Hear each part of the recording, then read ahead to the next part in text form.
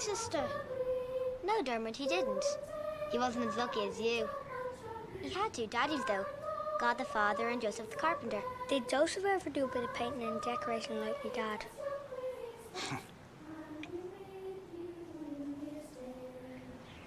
Evelyn, you take the boys home. I'll go find your mother. All right, Dad. Good girl.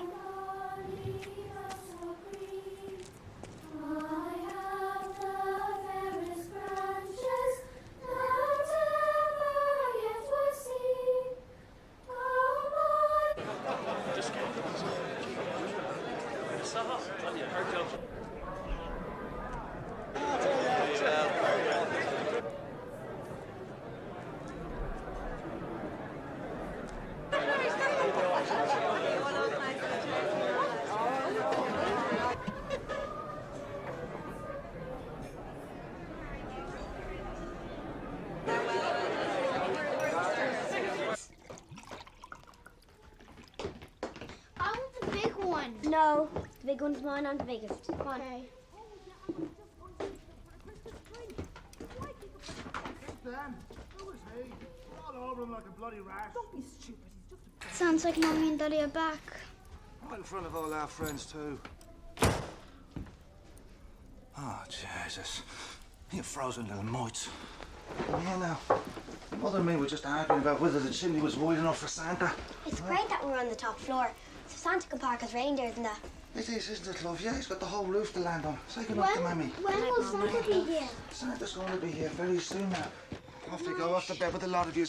Santa'll only come when you sleep. I won't be able to get to sleep tonight. Oh, you will, love. Come on, take your jumper off and your boots, not up in the bed. You all right? Yes, Daddy. Okay. All right. Night, night.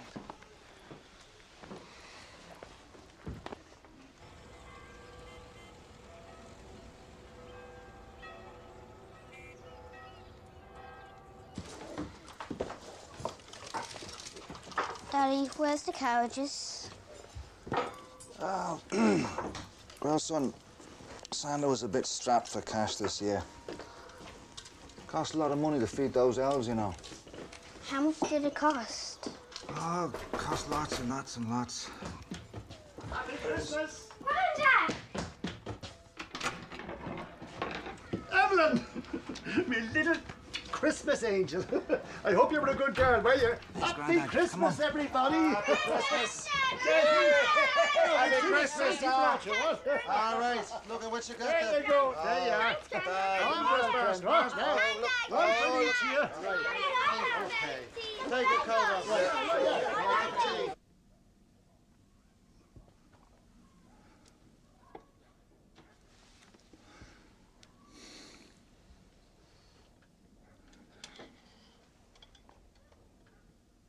No money, no job.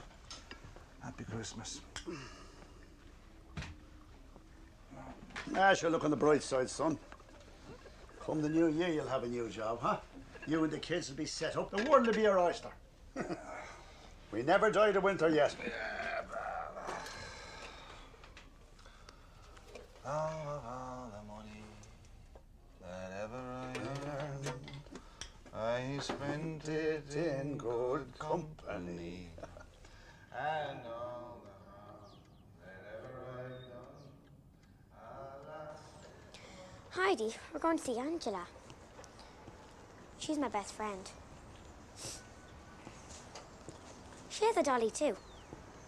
I'm sure she'd like to meet you. Mum's going shopping, Heidi. Do you like your nice new shoes and coat? But this is St. Stephen's Day. Mommy, come back! It's St. Stephen's Day. The shops are shut.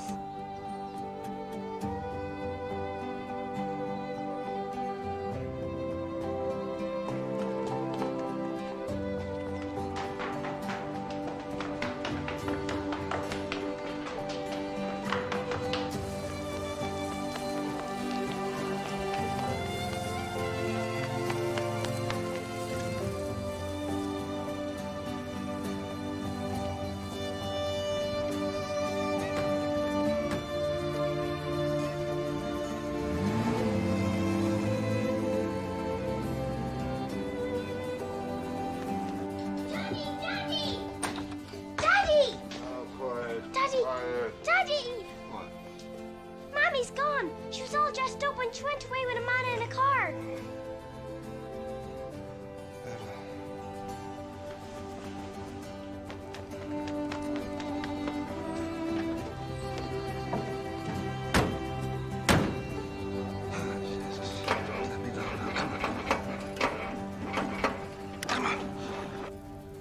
She's your daughter, and you say you don't know where she's gone. She's your wife, and you don't know, do you?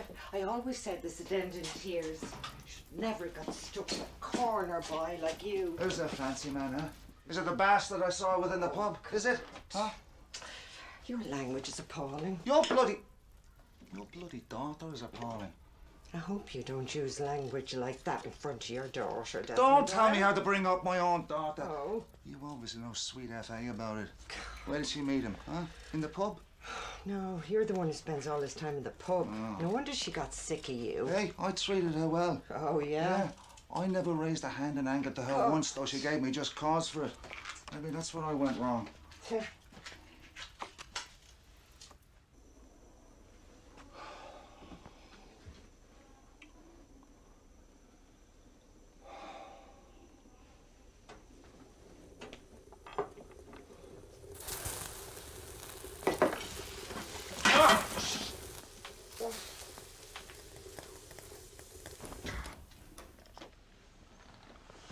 Here you are, love. Hot milk. Christmas pudding. Huh? You want some of this? It's very nice. No. Why not? You must be starving. She made us.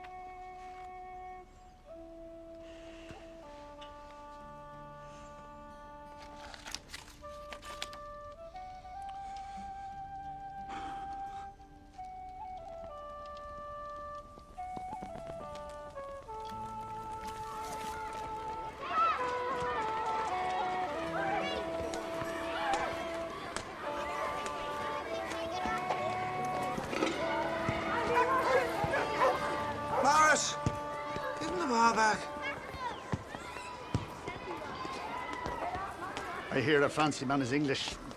Bastard. Might have guessed. Good day, gentlemen. I'm Inspector Logan of the SPCC. Mrs. Daisley, your mother-in-law, I believe, contacted us and told us of your plight. The SPCC? The Society for the Prevention of Cruelty to Children? Aye, that's correct. Is that bitch putting it about that I've been cruel to my No, kids? not at all, Mr. Doyle. No. We only have the children's welfare at heart. To lose a mother at such a young age can have a deeply traumatizing effect. How is that any business of yours? Mr. Doyle, I'm here to help you. As I understand it, you've no income to support your family, is that correct? Yeah. And do you have any female relatives to call upon? Maureen, Desi's mother, died a long time ago. Then, Mr. Doyle, I suggest you have no choice but to approach the authorities for assistance. I will arrange immediately for the sisters to call. We don't need your charity. Mr. Doyle, you have no job and no mother for your children. He's right, son.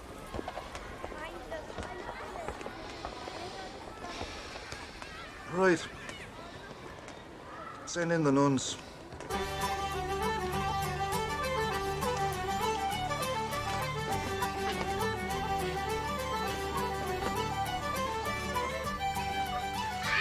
Still.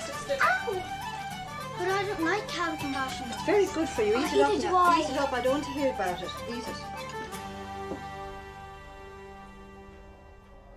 So, Mr. Doyle, you are a painter and decorator by trade, but your attempts to secure employment since your wife's departure have been unsuccessful. Yes, sir. Your Honour. But it's only been a couple of weeks. And there's a big job coming up at the Robert West House, but that's not until the end of March. And you have no other source of revenue? Well, sir, my father Henry, who's sitting over here, and myself was setting up a bit of a tour of the Dublin pubs, like. Surely that will represent expenditure rather than income. Oh, no, Your Honour. We were playing music, like, for money. My father was a professional musician. He played for Radio Erin until retirement age. Desi has a fine voice, Your Honour. I'm sure he has, but you won't be able to support your family on the strength of that alone, will you? Well, maybe not, Your Honour.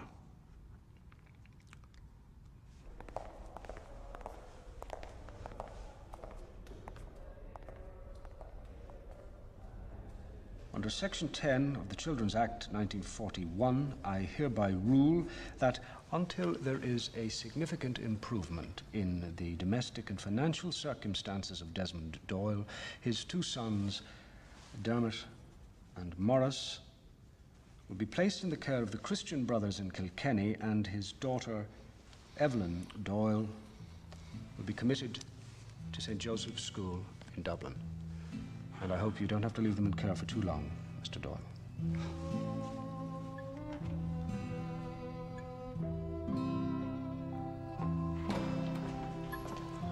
Daddy, I want to go home.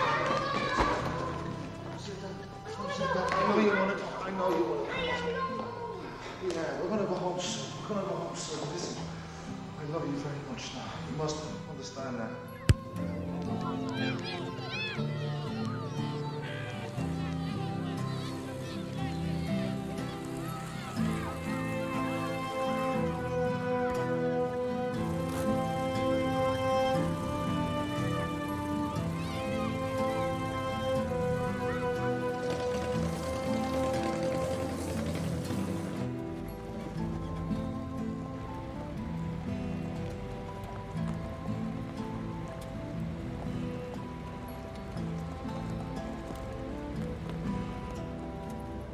Granda, there's St. Joseph, Jesus' daddy. I'll pray to him to get us home. He'll understand. That's right, love. He'll understand.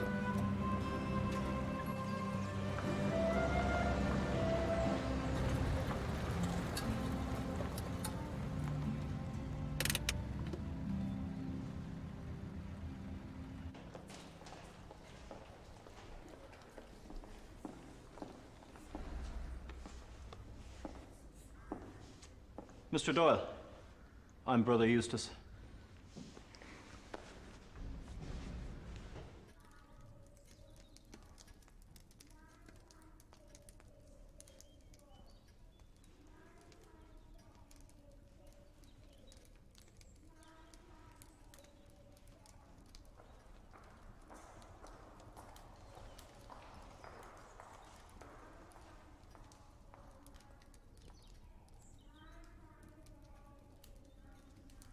Evelyn. Look at the rays. Do you know what these are? No, Granda. Angel rays. Angel rays. Yes. These mean that your guardian angel is reminding you that he's waiting to help you. All you have to do is believe in him. Angel rays.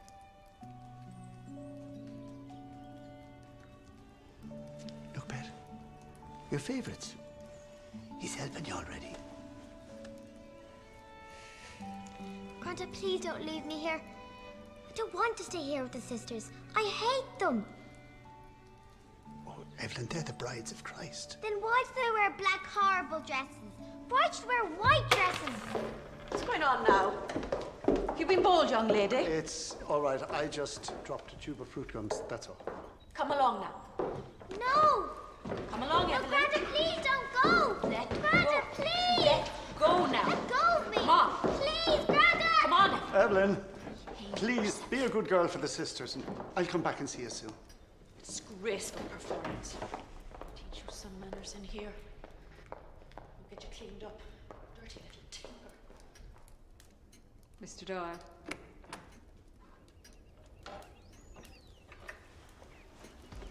Oh, sister, please don't cut her hair. It's her father's pride and joy.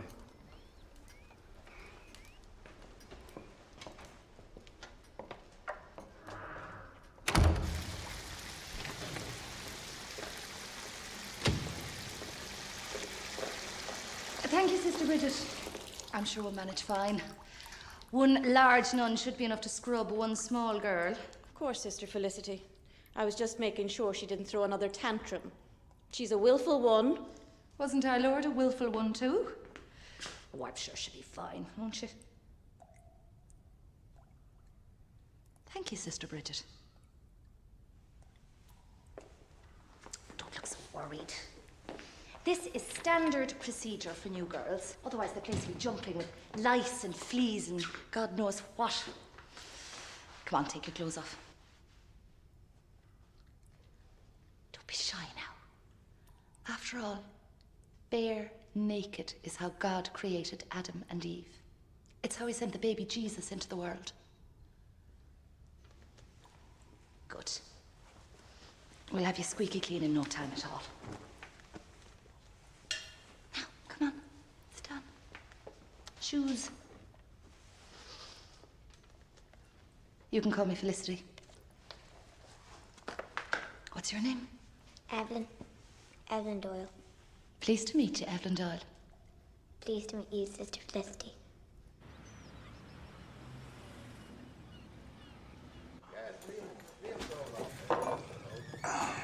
Good afternoon, ladies. Could you spare a few pence for the poor black babies of Africa? It's a very good cause. Thank you. God bless you. You're very good. Give us another pint there, please. I think you've had enough. Hey, listen, you now. I'm sick of people telling me what to do. You just get us another pint. God bless you, sir. You're very kind. Fine. Thank you. Just a few pennies from you there. Hey, Father. Those little orphans, they really need your charity. Thank you. God bless you. Hey, Father. You lot have taken my babies. You've made my babies orphans.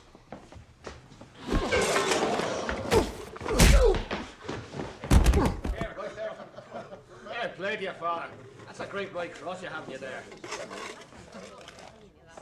Right now, Evelyn, here we are.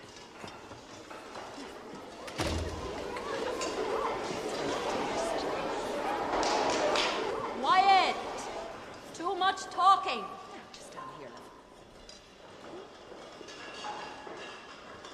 Down you sit. Don't let me teeth fool you. I don't bite. She's a sweetheart, that Sister Felicity.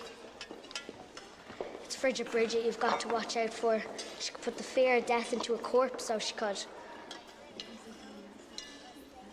I'm Mary. I'm Annette. I'm Lauren. I'm Evelyn. Your soup doesn't look very good. You get used to it. You get used to most things here. Half the kids in Ireland are cooped up here. How long have you been here for? 6 months. 6 years. I won't be here for very long. My daddy's going to come and get me. That's what my dad told me.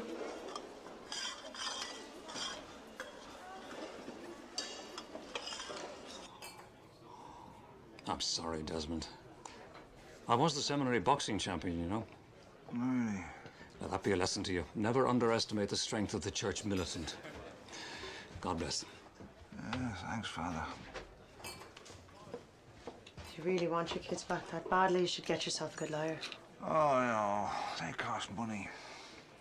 Go and see Michael Beattie. 24 Upper Mount Street. Say I sent you. Oh, fair enough. I'll say the new barmaid in Fergus pub sent me. That'll impress him. Oop. Tell him Bernadette sent you. You cheeky oaf. Bernadette Beattie, his little sister. I'm only working here part-time to help out Uncle Fergal. I'm a trainee chemist, actually. So you're the beautiful niece Fergal's always bragging about? Yeah. Bet you have lots of fellas running after you. Yes, but none of them have managed to catch me yet. Oh. You're not a bad-looking woman now that I look at you. Of course, with this bump on me head, I'm probably hallucinating.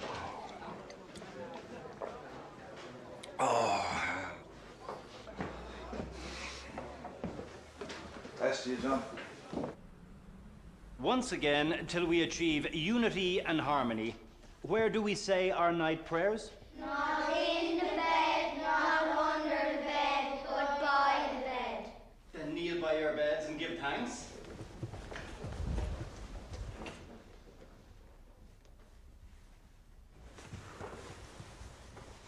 Get a move on, Evelyn Doyle. You're keeping us all waiting.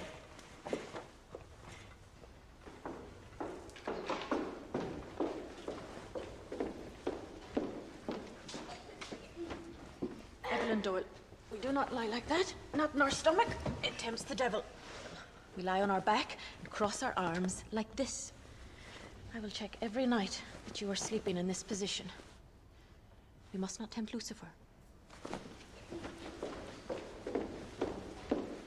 No more talking. Good night, girls. Mr. Doyle, family law in this jurisdiction is a cosy conspiracy between the Catholic Church and the Irish state. They're in cahoots.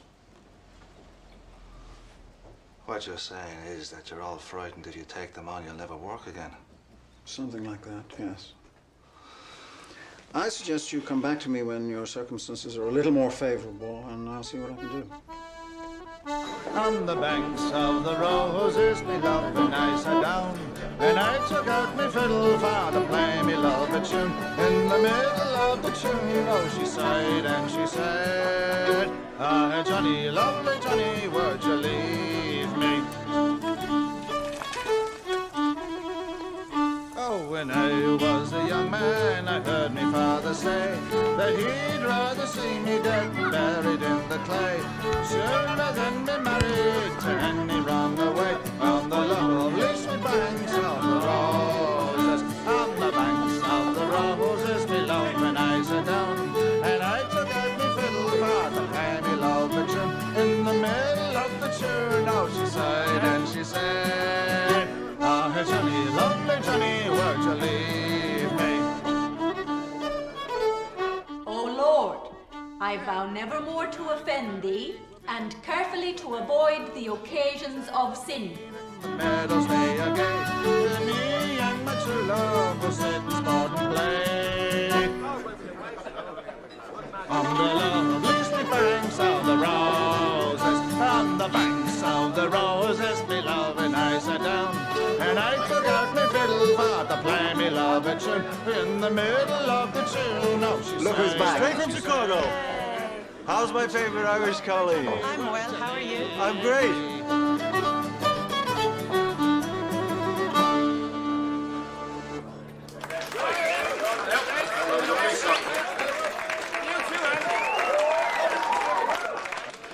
Who's your man in the sharp suit over there? How should I know? He looks like a Yank. Maybe he's a friend of hers. Maybe he's a chemist. Huh. All right, if I can regain your attention for a moment, please. We'll have requests. Half from nobody's child. We're not too fond of that one at the moment. Very generous.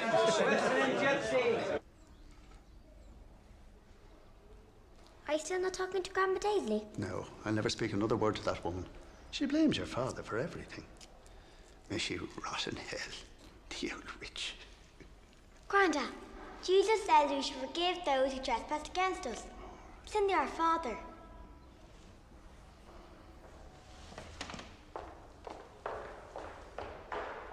Grandma, would you like a fruit gum? Thanks, love. Granda gave them to me. I won't bother then, love. Listen, love, there is something you must tell him.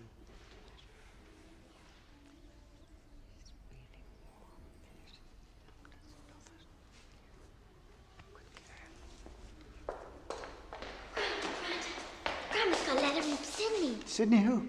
No, Sydney in Australia. Australia? Yes, it's from Mammy. She's in Australia. She didn't give her address, but it said Sydney on the postmark thing. Oh, God, I might have guessed. She always had the wanderlust, your mother. Grandma said it's hot in Australia. It is, Evelyn.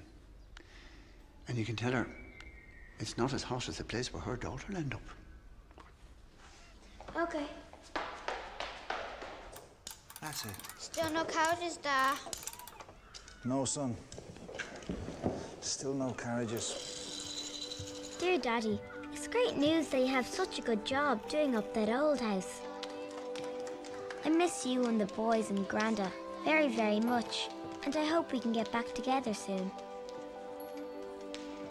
What did Granda mean when he told me to tell Grandma Daisy that he hopes Mummy meets a great white in Australia? I think it's kangaroo, but Mary thinks it's a koala bear. I like most of the nuns here. Sister Felicity is nice and kind, and so is Sister Teresa. But Sister Bridget is very scary. Is God good, just, and merciful? Yes, Sister. Yes isn't the catechism answer, is it? What does the catechism say? It says... I've had enough of you, Annette Farrell. Now, God is infinitely good, infinitely just, and infinitely... No! What are you saying to me, child? I don't think you should do that, Sister. If God's infinitely merciful, he wouldn't want you to do that. You dare to question me about God? You insolent brat. Right, outside. Outside!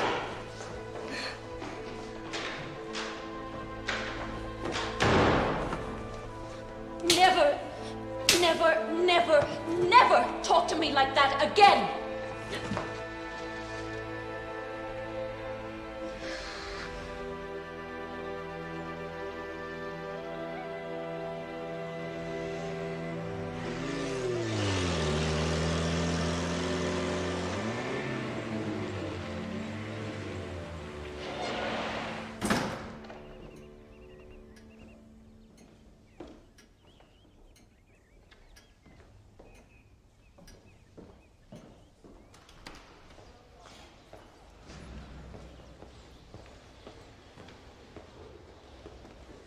Where's my daughter? Evelyn Doyle. Do you have an appointment? I don't need an appointment to see my own daughter. Who are you? I'm Sister Bridget. How you know? If you ever lay a finger on my daughter again, I will tear you limb from limb. Now, where is she? Under a factory on the first floor. Right.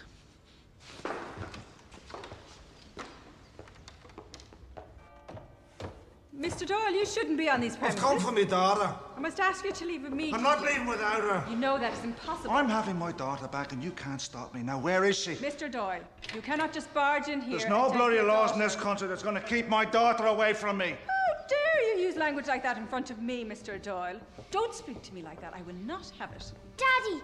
Don't fight, Daddy! Don't fight with Sister Teresa! It's all right, love. Don't worry. Can I see her? Not if you're going to run off with her, Mr. Doyle. That'll just get you arrested. Okay, I promise. I just want to hold her for a second. I'll give you my word, all right? Evelyn, your daddy's here to see you. Oh, it's good to see you. Dad, have you come to take me home? Yes. So I'll be taking you home soon, Ben. Very, very soon.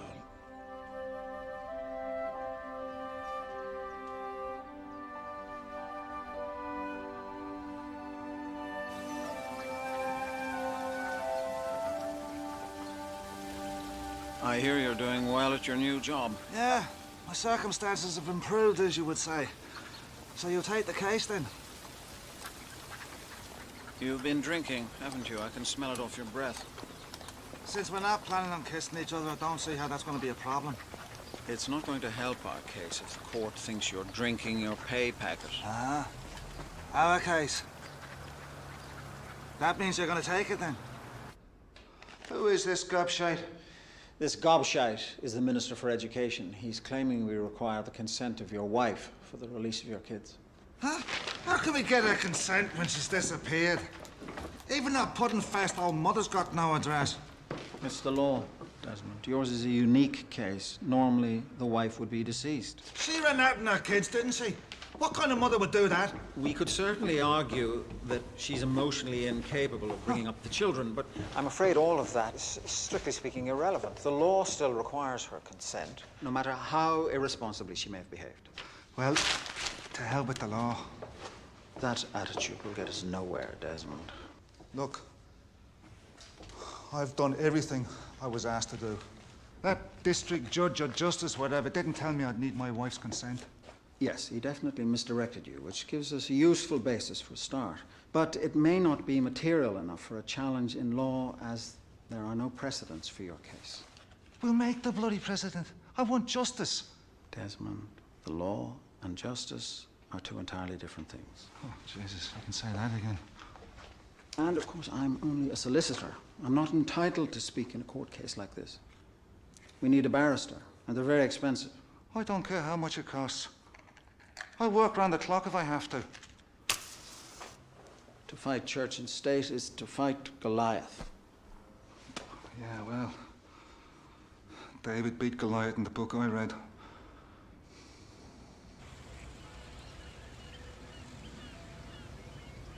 It's a first edition. What's this? It's. It'll be grand, I tell you. I'll all work out, Dad.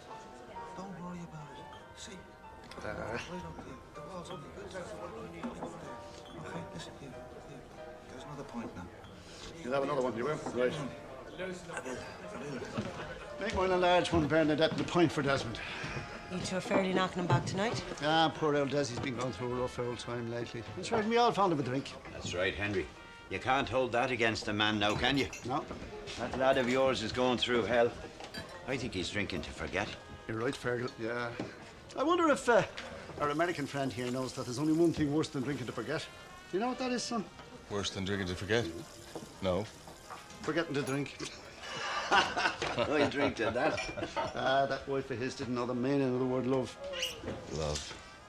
You know what's strange? The Greeks have all these different words for love. Ilia, agape, eros. We have just the one. We use the same word for our nearest and dearest as we do for a packet of cigarettes. It's interesting, isn't it? I think it's very interesting. Did you know that the Eskimos have over 40 different words for snow? Is that a fact, Fergal? That's true. The wife told me that. She should know. She's frigid. You're an awful man.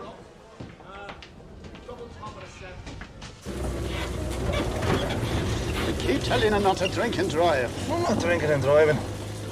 I drank before I drove. I don't think this is a good idea. It's the only way, Dad. It's the only way.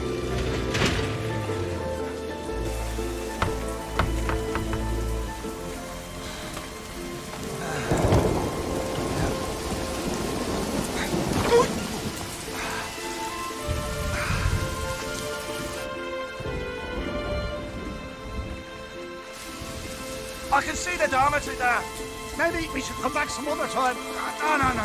We've got the rescue to pull it night. Right, we've come this far. Jesus. I've reached the top of the wall there. Mind yourself, son!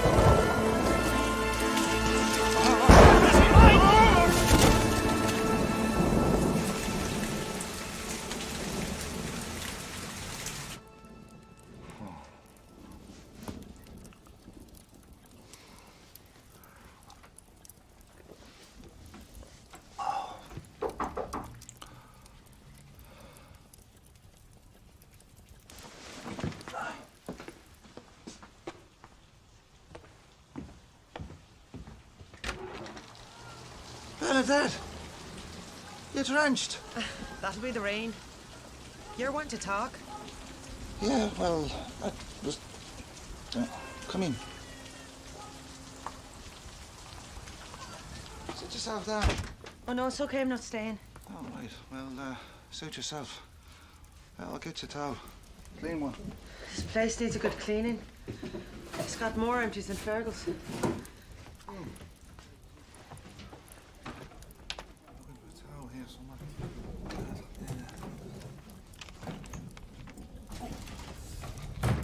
Yep, here we go.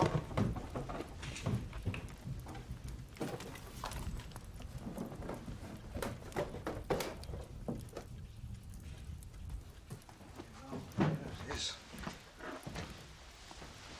You can have it if you want. As a reward for putting me in touch with your brother.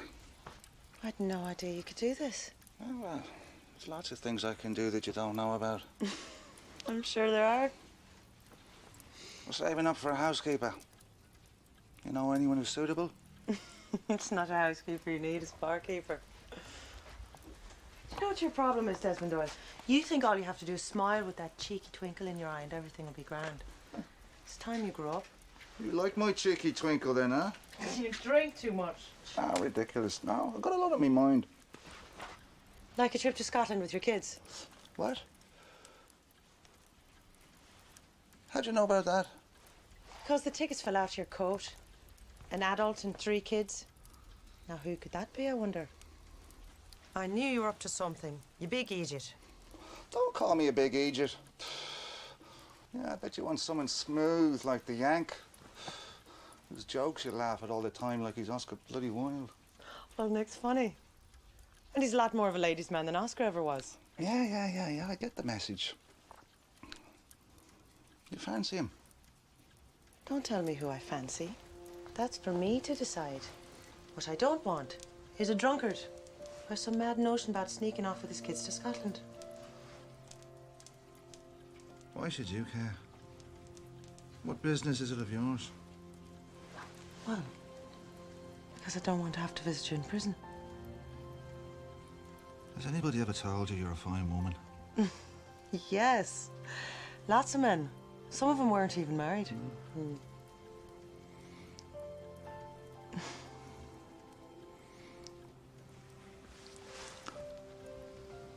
Not until you give me the tickets. What? Give me the ferry tickets. I'll take them back tomorrow. I'll get you a refund. Oh, God. Jesus, woman. You drive a hard bargain. Where are they? Here you go. Thanks. I always get sick on the ferry anyway. No. I just think, you know, you and I... Do you really think I'd kiss you just now? It'd be like kissing a soggy beer mat. But you just said... No, Desmond. I said you have to give up the drink. Oh, for God's sake, that's the hardest thing I could ever do. The second hardest. Getting your family back's the hardest.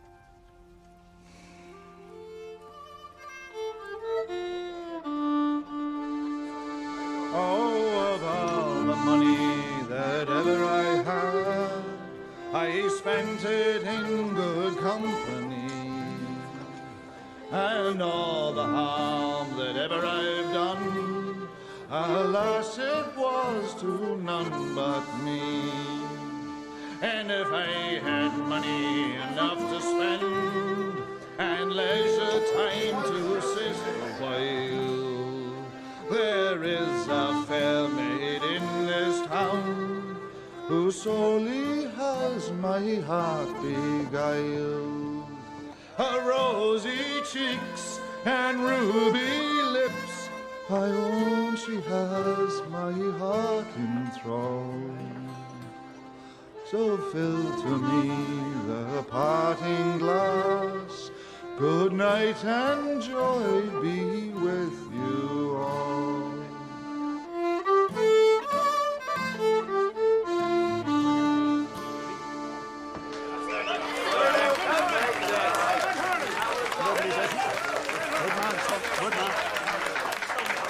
Thank you very much, everyone.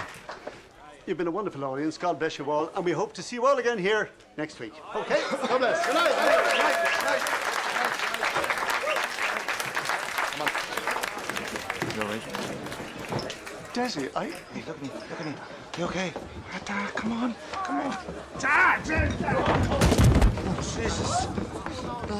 Someone get a doctor. Here, Johnny, go and run for a doctor. Come on. I'm here. Desi. I'm here, Dad. Kids. Yeah, Dad. We'll get them back, Dad. You and I together. Oh, Dad.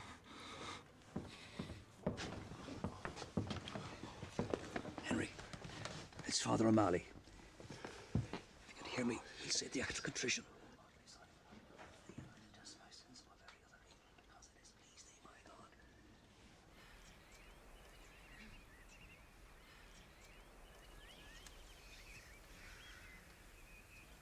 Requiem aeternam Done Domine et lux perpetua luciat eim. Requiescat in pace. Amen. Desmond.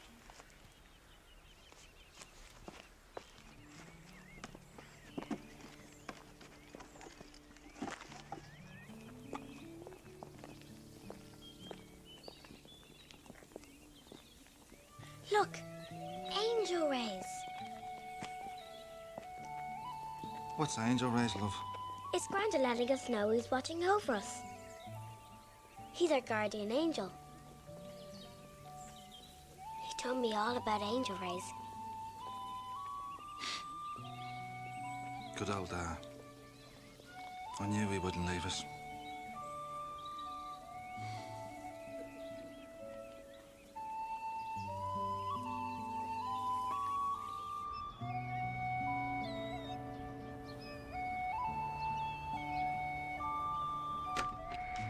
Good morning, Miss Gilhooly. Mr. Doyle, didn't you get the letter? What letter? The one cancelling this appointment? I didn't get any letter. I've taken this morning especially off work to see him. This is my family we're talking about. Where is he?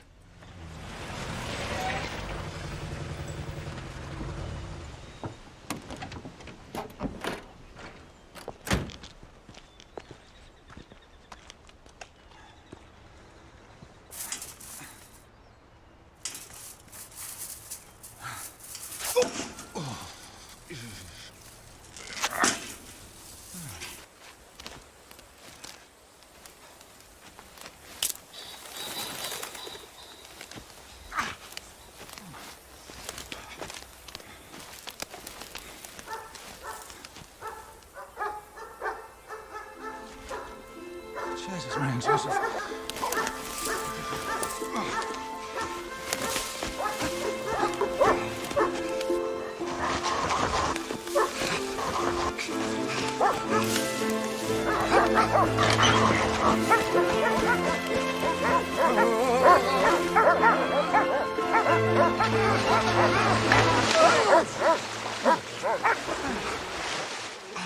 Lido! Piggy, come on! Sorry, sir, it's a trespasser. It's all right, Evelyn. This is a client of mine.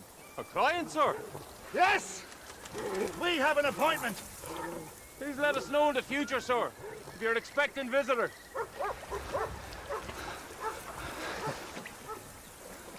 What the hell are you smirking at? You think this is funny? You think you can just cancel appointments and treat people like dirt? Mr. Doyle. I wasn't talking to you, Yank. Oh, you're good for us wearing your sharp suits, doing your fancy deals and trying to get your hands on our women. And our fish. Desmond, be reasonable. I'm sorry I missed our appointment, but there's really nothing more I can do for you anymore. Oh, really?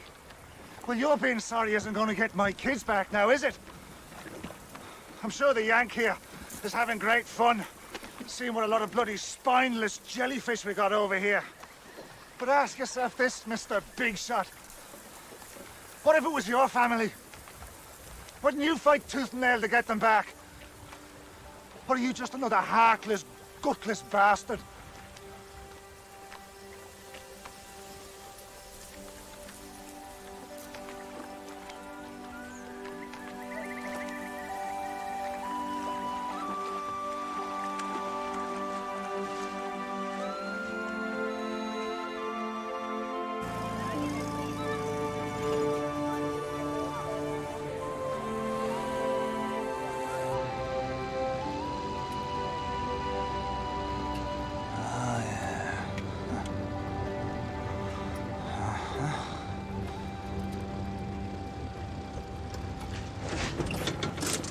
Congratulations, Desmond. You just found yourself a lawyer. Is that a fact now? Mm-hmm. Who? Me. Oh. So you're not a chemist then? How come you can work over here if you're a Yank? Desmond, actually, I'm Irish. I was born and reared in Kilkenny till I was 9. Oh. Then we emigrated to the States, and I subsequently came back here to study law at UCD. So he's qualified to plead in Irish courts. Is my being a Yank bother you, Desmond? No, not at all. I like Yanks. Most of them were Irish to begin with anyway. But, I can't afford to pay you fancy money. I'm not doing this for the money, Desmond. You're just gonna have to raise enough to cover our costs. Right. Well, I really appreciate your help, so I do. Yep. We'll do our best for you, Desmond. All right. Cheerio. Cheerio. We'll do our best. What? We're in this together, my friend. You don't think I'm gonna take this on with any other solicitor, do you? But we've no chance. You know that as well as I do. I don't know why you're even taking it on. Because I know what Desmond's going through no one's fault but my own. I lost my own kids in that divorce. I don't think you realize what we're up against. No, I do realize what we're up against. What possible chance do you think you have, you and Mr. Mr. Doyle. Mr. Doyle here? A painter and, what, decorator? Master tradesman to you. Apart from anything else, it would be prohibitively expensive. Only if we lose. Oh, you lose, Mr. Beatty. You lose because if you were to win this case, the whole basis of family law would be undermined. And believe me, gentlemen, that will not be allowed to happen. We thank you for your advice, Mr. Shall we?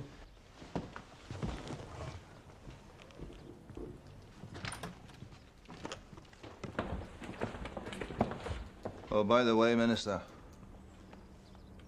your paintwork's shite. See, Michael, what we really need is an expert in family law to keep us right, you know? I thought you were an expert. I haven't done family law in nearly 20 years. I've only a working knowledge. You mean you don't know what you're talking about, then? I mean, can't you read some books? Desmond, it's not quite as simple as that. It's a very tricky area. We've still got the problem that everyone's terrified of taking on the establishment. What's the name of that guy that lectured us in final year about family law? Remember the real character? Connolly, Tom Connolly. There was a Tom Connolly who played rugby for Ireland until his cartilage went. I think he did a bit of law in his spare time, like. Would that be him? Gentlemen, I'm flattered by your attentions, but I retired 2 years ago. In short, I can no longer face speaking in court. Thank you. But, sir, you wouldn't have to speak in court. Mr. Barron here will do all the speaking. But frankly, sir, he needs your help. My family law is so rusty. Even if you could just come on board as a consultant. I'm sorry to say this to you, Mr. Doyle. But they'll put forward the best people to put the case for the state. The best that money can buy. That's why they hated me. I wouldn't be bought. I believe that if there is a God, he'll step in to help us. I'm touched by your faith. This is the only Holy Spirit I found to be of any practical assistance. Such.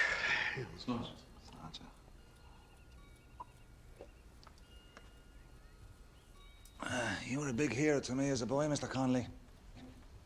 To my dad, too. He took me to all your games. You see that photo there? I was at that game. The one where you got injured. Yes, that was the beginning of the end. when that big brute of a fullback did my cartilage in. He was English, of course. Bastard.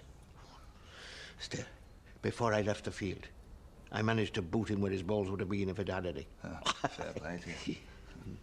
Anyway, lads, your case is interesting. Hopeless, but interesting. You really think it's hopeless? This case is what I used to call a real St. Jude. Why St. Jude? Because St. Jude is the patron saint of hopeless cases. As I recall, sir, you've won quite a few St. Judes in your time. Well, yes, I suppose I have. Retirement must be excruciatingly boring for a man like yourself.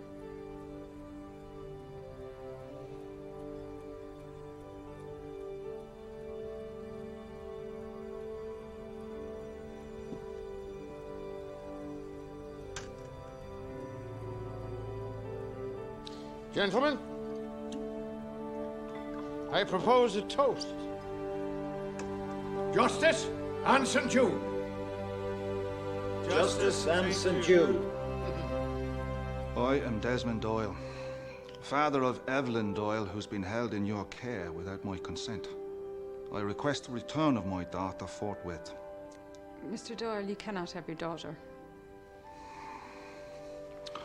In that case, my solicitor, Mr. Michael Beattie, will present you with a writ of habeas corpus drafted by my counsellor, Mr. Nicholas Barron. Duly presented. Duly witnessed.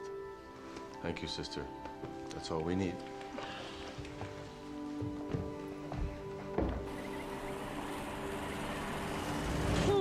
So it went well, then?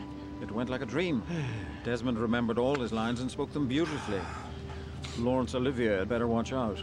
So you didn't attack a nun, then? No, I did not. Well, I'm learning the rules of the game. So what do we do now? We wait. No, that's just what they want us to do. They'll do nothing for months and hope that we'll go away. Nothing will happen unless we force their hand. I'll give my old friend Hugh Canning a ring. Hugh Canning? But he's a sports commentator. Mostly, yes. But he does a bit of everything.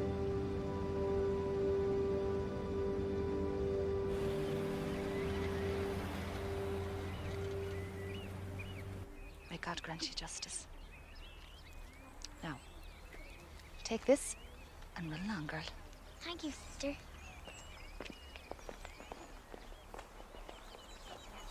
What is it? Aidan, come here. Come on. What's going on? Desmond Doyle, a painter and decorator from Fatima Mansions, Dublin, is a loving father who just wants to spend time with his children, but the powers that be won't let him. Desmond's rosy-cheeked little daughter, Evelyn.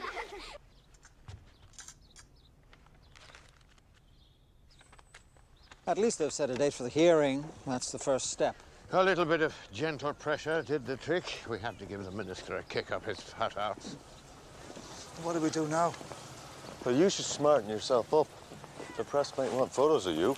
Yes, Desmond. Try combing your hair occasionally. Shave. Try to look as if you haven't just fallen out of bed. Use me as a role model if you want to. And buy a new pair of shoes before we get to court. New shoes? Yes. I've known judges who judge a man's character by the state of his shoes.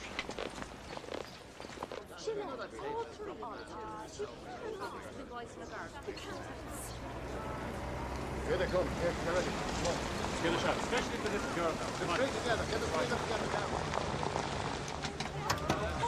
Daddy, I scored a goal in Damn it. Oh, my lumps. Daddy, I like your new shoes. Oh, thanks, Evelyn. Ferris hasn't changed much since I knew him. The tawny-faced old poultice. He's always looked like the Turin Shroud. We used to call him Ferris the Ferret, which is an insult to the rodent. Mr. Barron, you're representing the petitioner Desmond Doyle? Yes, my lord. We contend that the judge at the district court hearing of the 10th of January of this year misdirected the petitioner, Mr. Desmond Doyle. I refer you to the notes of that case, wherein the judge expressed his hope that Mr. Doyle would not have to leave his children in care for too long. Sadly, that has not been the case here. The Children's Act of 1941 clearly states that unless the spouse is deceased, which is not the case here, then the consent of both parents is required. This is the basis of our case, Your Lordship.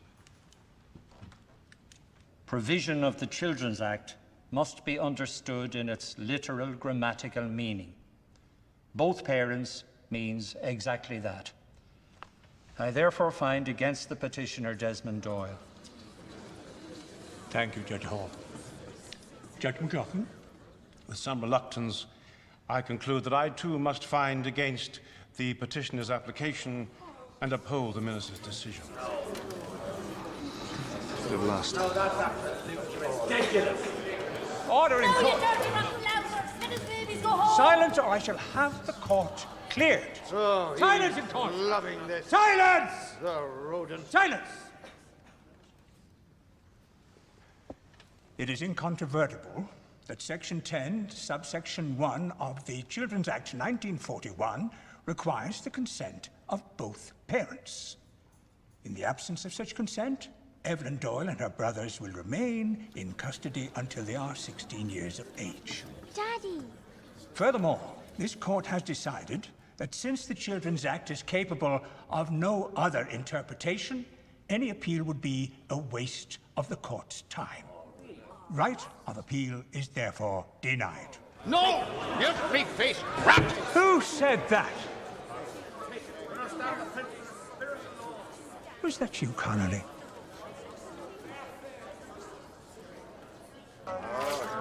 This is Hugh Canning. Don't worry. The man who will... Come on, Lordship. Come on.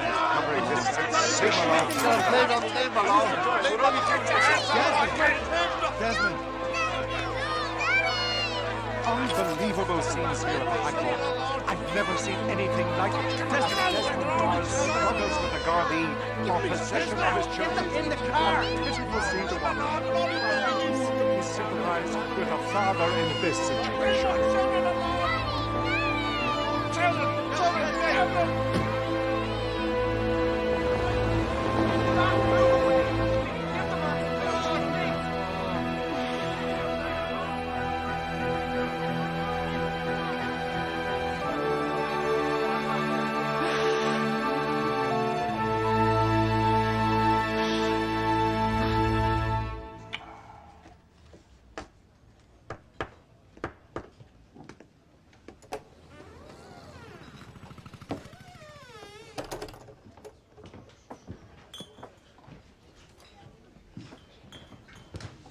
Is Desmond Doyle here? Sitting over there in the booth.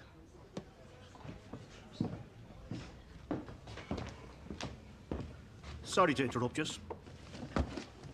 I'm Honest Joe O'Leary, racecourse bookie. I own the book on the outcome of your court case. The punter's back to you, heavy. Great. I didn't feel right in keeping this, so, well, I want you to have it.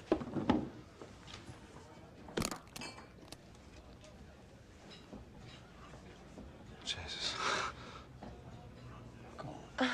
It's only 600 quid, so I thought it might go towards your, your court costs.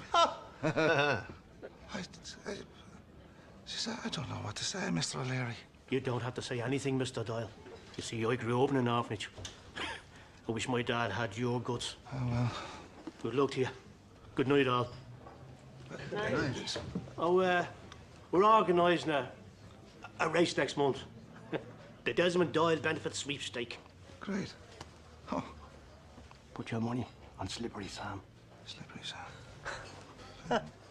Good man. Grand man. Good night now. God bless. Peter Hokey, this calls for a celebration. Another round for the table here. Make mine a lemonade. What? A lemonade? Are you all right, son? No. I'm feeling terrible. But maybe it's time I try to feel better.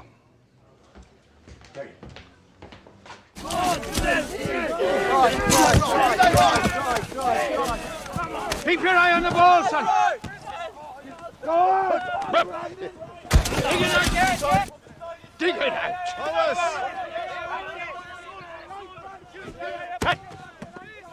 Good reflexes, you'll need them. Back in the Irish jersey, I see. Yeah, it helps me to see things more clearly. Did you play rugby yourself, Nick? No, I understand it's a kind of a Neanderthal version of American football. Is that what you Put! There you go.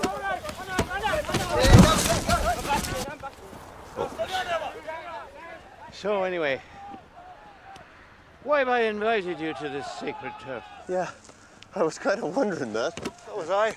Me too. It's not exactly how I planned to spend my morning. You know,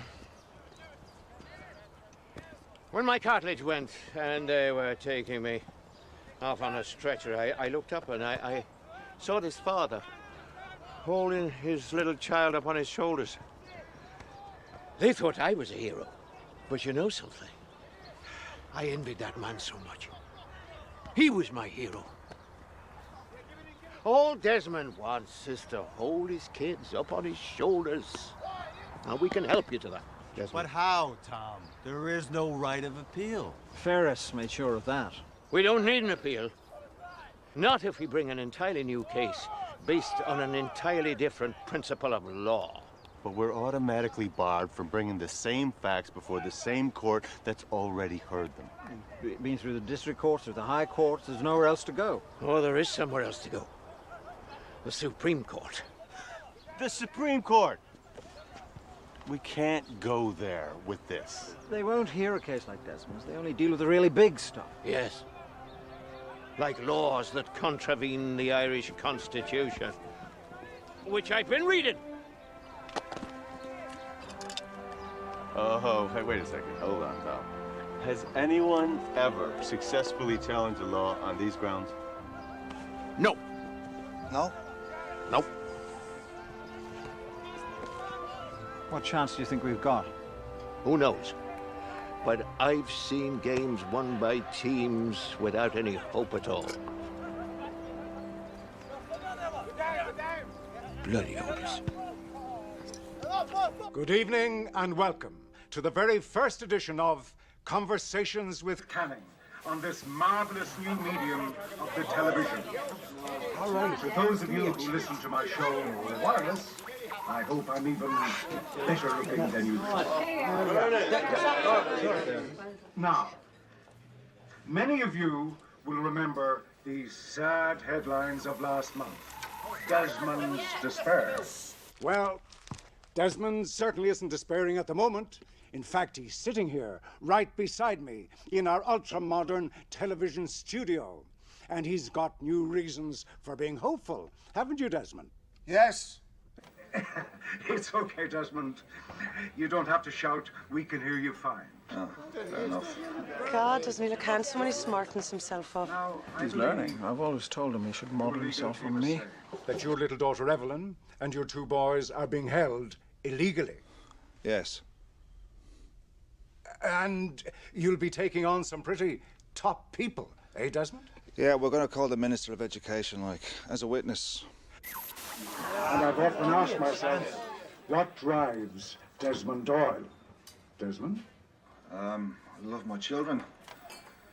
You know, I'm sick of saying goodbye to them all the time. I just don't want them to spend their whole childhood crying, you know? Has a date been set for the trial? No, not yet. But I want my kiddies home for Christmas. Home for Christmas. That's an inspiring note on which to end this little conversation with Canning. Holy Jesus. This thing will never catch on. And we'll be following your case closely. And now, the beautiful strains of the Irish harp. Some good news, some bad news. First, the good news. They've set a date. Second week in December. Great. Great. It's a great time to have a trial. Even judges are sentimental at Christmas. Well, not all of them, I'm afraid. Guess who we've got again? Ferris the ferret? Yes. He's been elevated to the Supreme Court, apparently. Lousy luck, Desmond. Luck's got nothing to do with it. If you ask me, the state's planted him there in an attempt to scupper us. Come on, heat up. There's plenty more. Here, have a nice big fat sausage. Only make you lovely and lazy. Might slow you up a bit. Oh, sorry, Sam. Nothing for you. You're going to get your feast after the race. Air off minutes to close, back feet at the start now.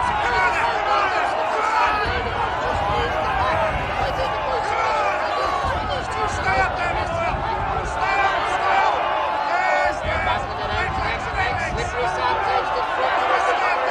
Into the straight, slippery sound. Slippery sound, slip back.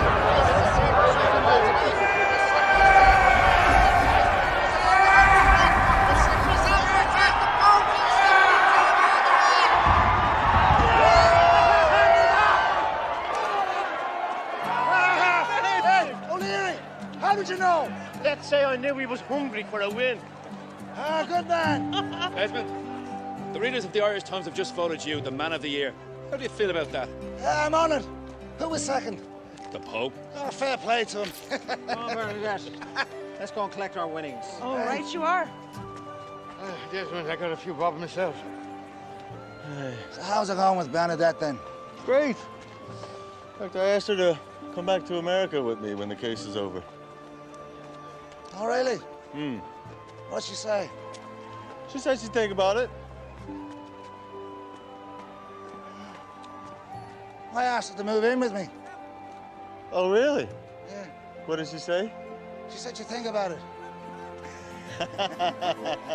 Well, who knows what she'll do? Fatima Mansions versus the USA. Tough choice.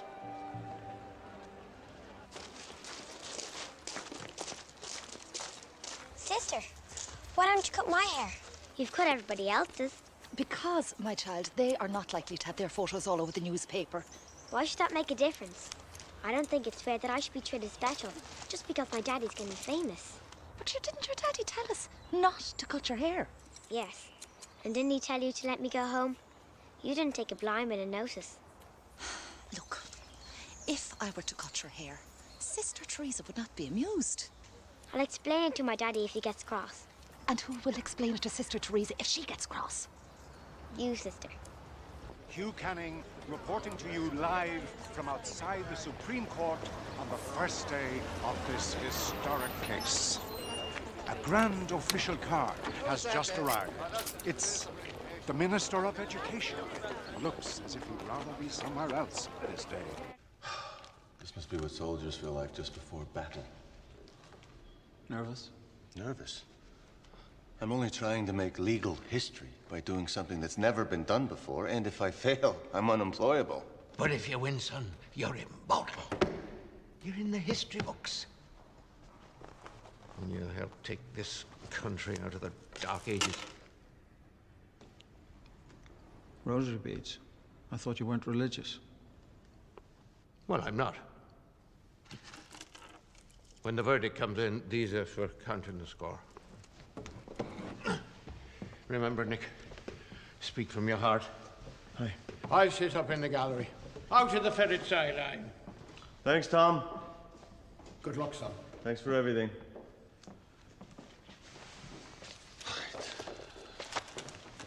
Aye. Let the battle commence. Is this all right? It's fine. Minister, 3 times now you have refused to reconsider the case of Desmond Doyle. Is that correct? It is. A decision subsequently upheld by the High Court. Yes, but the grounds for our action now are fundamentally different. Is that not so? Well, yes, I suppose it is. And could you tell us, Minister, to whom or to what do you owe your eminent position? Pardon? Your job, sir. Who appointed you? Objection, Your Lordship.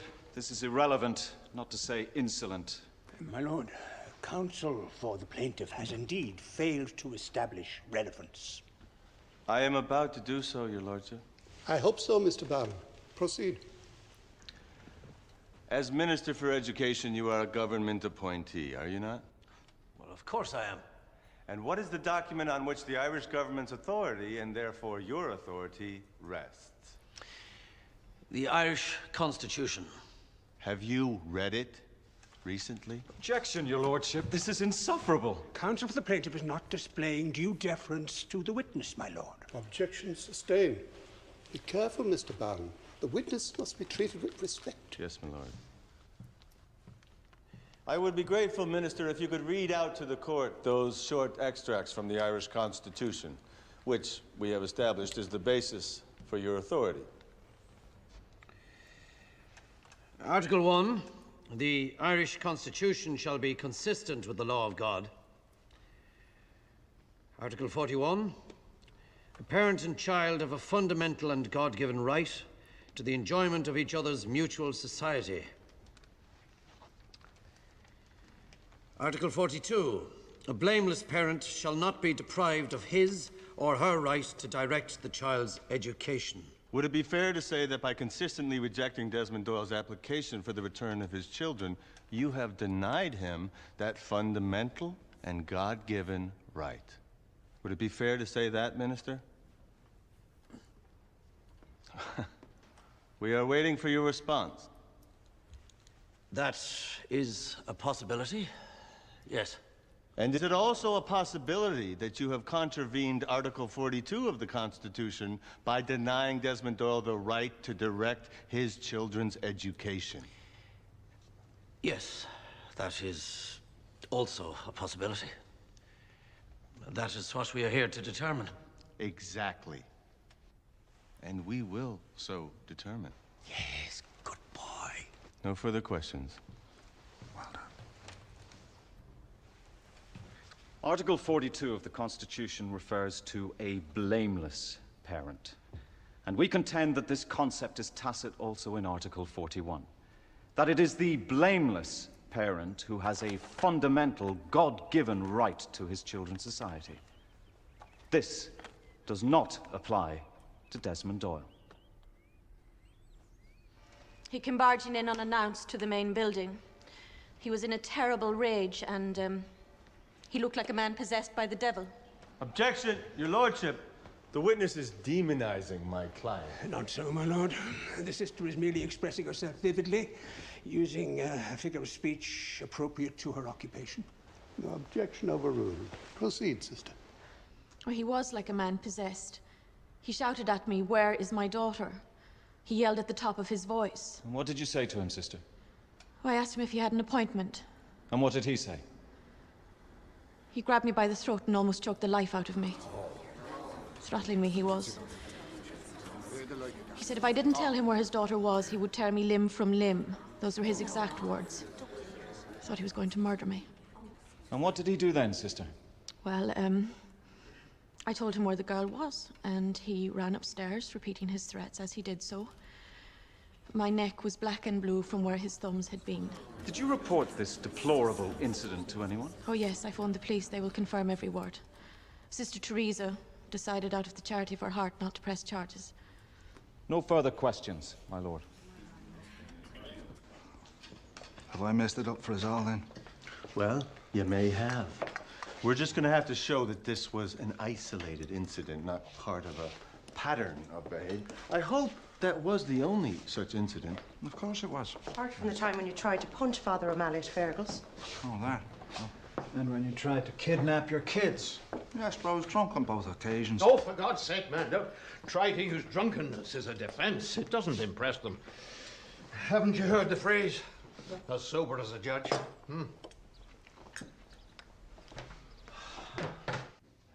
So you see, your lordship, I only shook Sister Bridget when I found out she'd beaten up my little girl. I object, your lordship. Not as much as I object.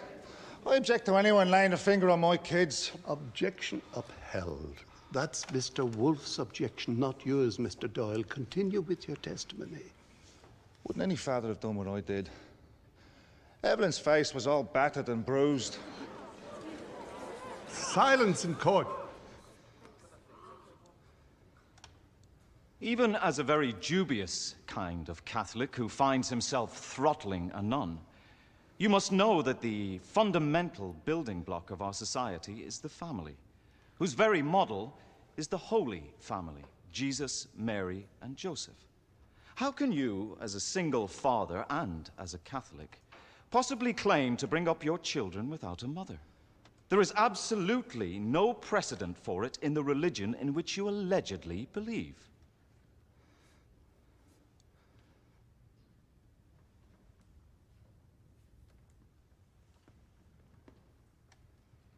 Cat got your tongue, Mr. Doyle?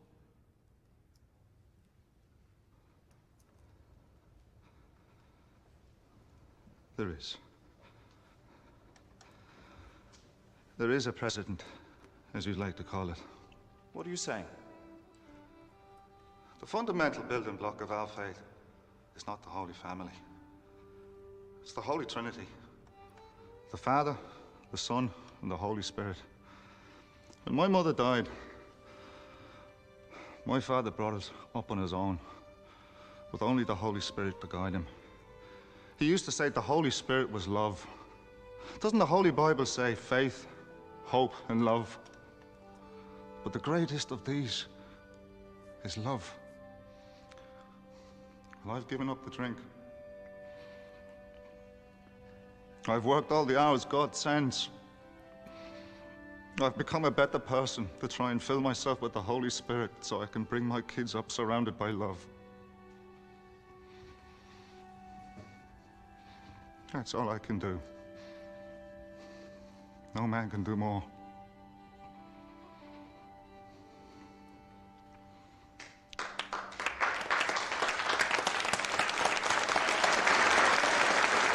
Silence in court! Silence! No further questions. Your Lordship, we would request that the court is recalled when we have subpoenaed our next witness, Evelyn Doyle. Bastards. They'll intimidate the little soul. Lord Jesus, I have to go to the big court soon to answer some questions. Please let my daddy win. I know you're testing him, but I think he's getting very tired. Lord, please let him win.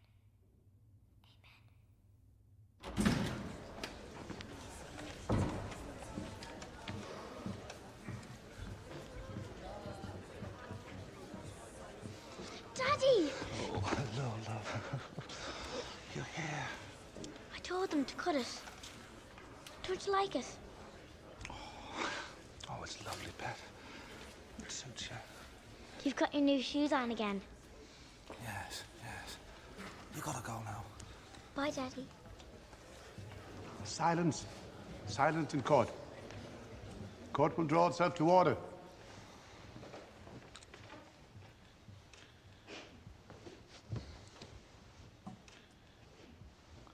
Now, Evelyn Doyle. Do you remember the time in St. Joseph's when you tripped in the corridor and bashed your face when you fell down the stairs? No, sir. Think back to last March. Apparently, Sister Felicity had to give you some aspirin. Isn't that correct? Yes, sir, she did. And why was that? Because my face was all swollen and black and blue. Because you had fallen down the stairs. No. That's what Sister Bridget said. According to Sister Felicity, you made no attempt to deny the fact that you had fallen down the stairs and bruised your face. You didn't say otherwise, did you? No. I mean, yes. I'm all mixed up. So, what really happened was exactly what Sister Bridget said had happened. And you made up a story in your letter to your father because you wanted to get out of St. Joseph's and you thought a little lie would help. I didn't lie. I didn't make it up. I know it must be a frightening experience for you, Evelyn, being a little girl in a big court like this. But you must try not to be scared, even though you're alone in front of all these people.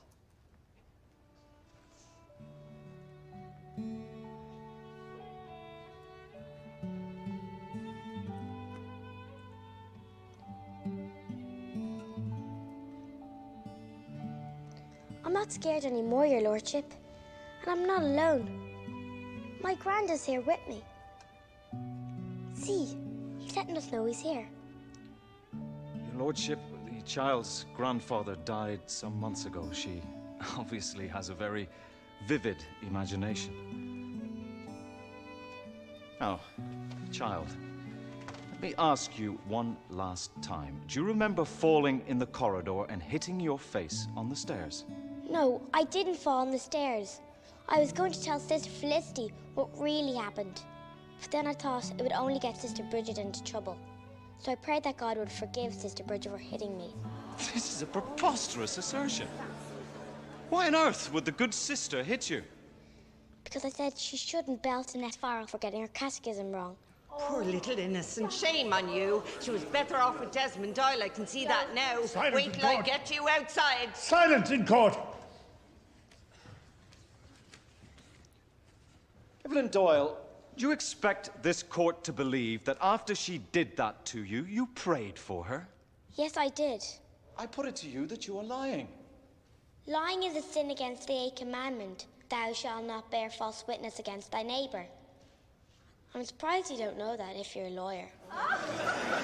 Sister Bridget told this court the truth of the matter, that she picked you up when you fell down the stairs. Oh no, that's not true. Hope she goes to confession soon. Do you want to hear the prayer I said last night? No, we do not. Not so, Mr. Wolfe. It is material to the court's evaluation of the child's character. Evelyn, let us hear your prayer, please. Lord God, you guide the universe with wisdom and love. Hear the prayer we make to you for our country, the beautiful country of Ireland. Through the honesty of our citizens and the wisdom of those who govern us, may last and peace be delivered, and truth and justice flourish. Amen. Thank you. Thank you, Evelyn. You may step down. Well, the great day has finally arrived. The day Desmond Doyle and his kids, and indeed the whole of Ireland, has been waiting for. The day when Desmond finds out once and for all whether he will get his kids back. Sister, why couldn't me and the boys go to court today? Because they don't want a repeat of the scenes they had the last time. The Lord Mayor of Dublin has just appeared in his official limousine, and a beautiful car it is too. I would remind you, however, that never before has a law been found repugnant to the Irish Constitution, and that has to happen today if Desmond Doyle is to win.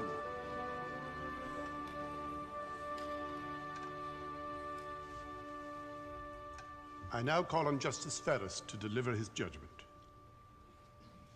I am persuaded by Mr. Wolfe's argument on behalf of the Minister for Education that the term parent in Articles 41 and 42 of the Constitution must be held to imply both parents.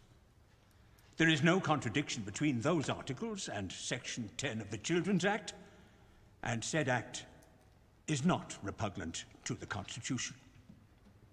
I therefore find in favour of the defendant, the Minister for Education.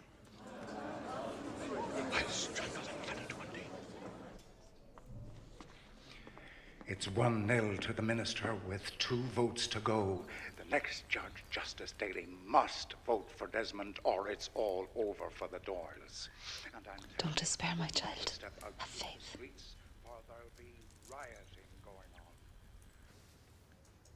on. I agree with Mr. Wolfe that the Minister for Education has at all times acted in a reasonable and conscientious manner within the provisions of the Children's Act. I also agree with my learned and honourable friend Justice Ferris that there is no precedent for declaring an Irish statute repugnant to the Constitution and, please God, grant us, however, therefore invalid. However, despite the absence of precedent, I find Mr. Barron's argument persuasive.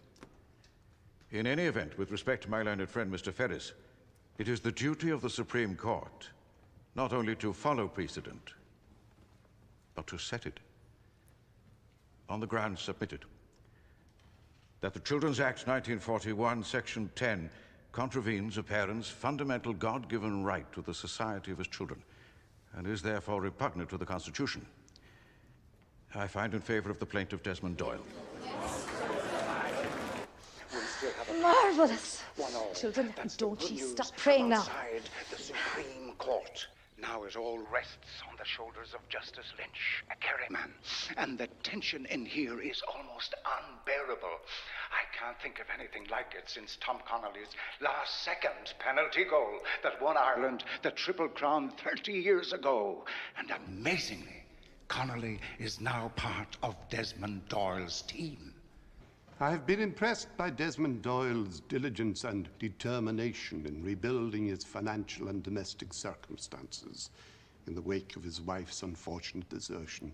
I have noted, too, the obvious bonds of love and affection between Doyle and his daughter, Evelyn, who made a deep impression on me, and I'm sure on all of us in the witness. Oh, please, no. Don't give us a however. However, we are officers of the law and must not be guided by sentiment. Though Mr. Barron made a moving and powerful plea on behalf of his client, a stirring appeal to the heart, we as law officers must determine cases with the head, not the heart. Tom, have we lost? I agree with my learned friend, Justice Ferris. Unless he says another however. But it is regrettable that no precedent has been cited in support of Mr. Doyle's case. However, though no precedent can be found in Irish law, we can argue from an analogous English case. In the Crown versus Clark, 1891, the principle of a parent's inalienable right to his or her children was enshrined in common law. However, the parent's right could, as common law, be overridden by statute. However, unlike the English, we Irish have a written constitution, so that, in the words of Evelyn Doyle's prayer, truth and justice may flourish. I find it unarguably true, as Mr. Barron contends. A parent has an inalienable and God-given right to the society of his children. I therefore find in favor of the plaintiff, Mr. Doyle.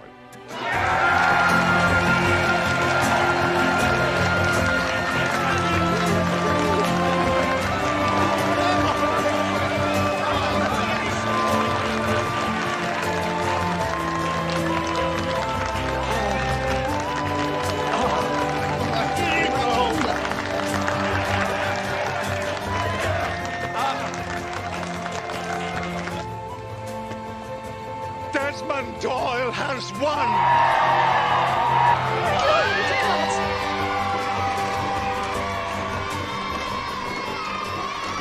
Praise be to God! Sister, we won! Darling child, don't you forget me now. I won't, sister. I love you.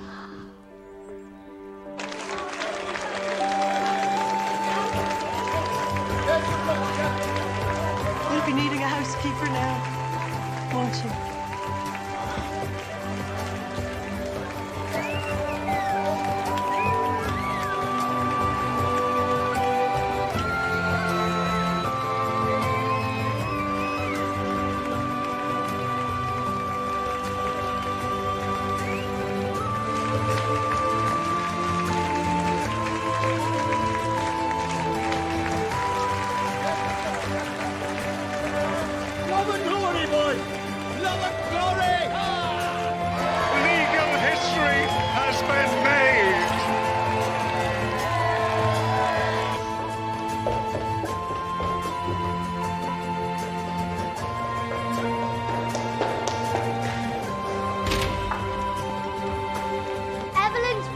She's won. We can all go home soon.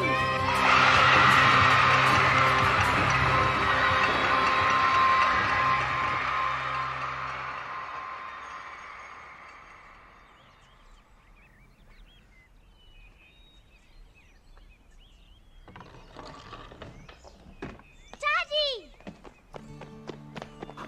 Oh, Miss Love. Oh, good to see you.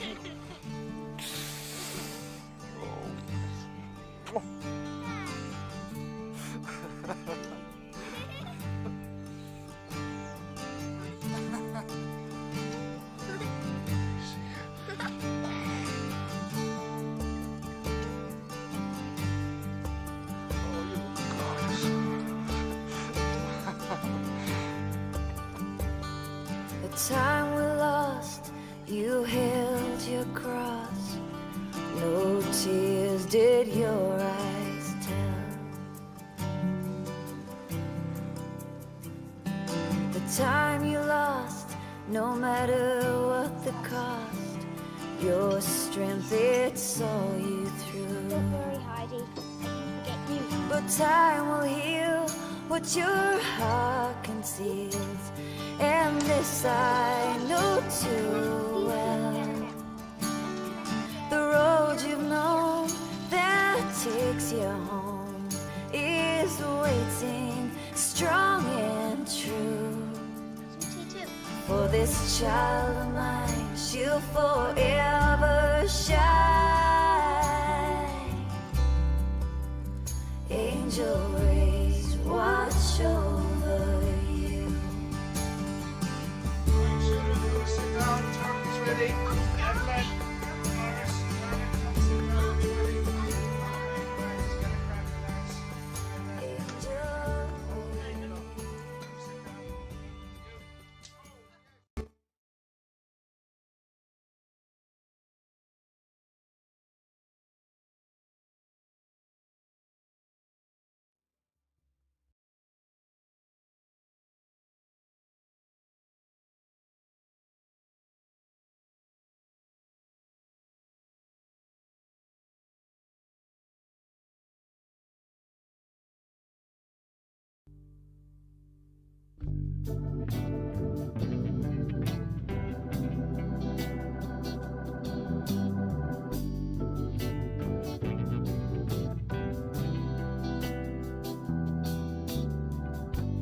I've been up and I've been down, almost level with the ground. Since I heard that lonesome sound, it's been dogging me around. But I'm moving on up the river. Yeah, I'm moving right along,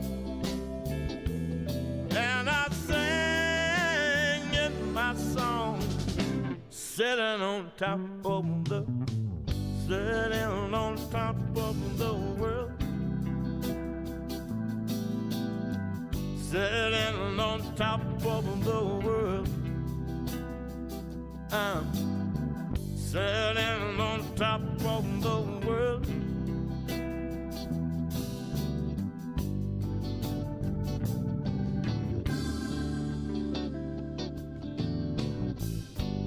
I was born natural maverick child, going with the herd is not my style. Ever since I was in school, never failed by the rules, and I'm moving on up that mountainside, and then by the crystal stream, and I'm making my own dream, sitting on top of the world. Yes, I am. Yeah. On top of the world. Sitting on top of the world. Take my hand.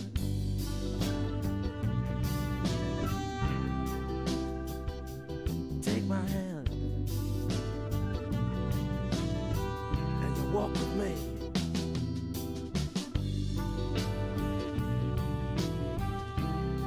Over yonder. Over yonder. Over yonder.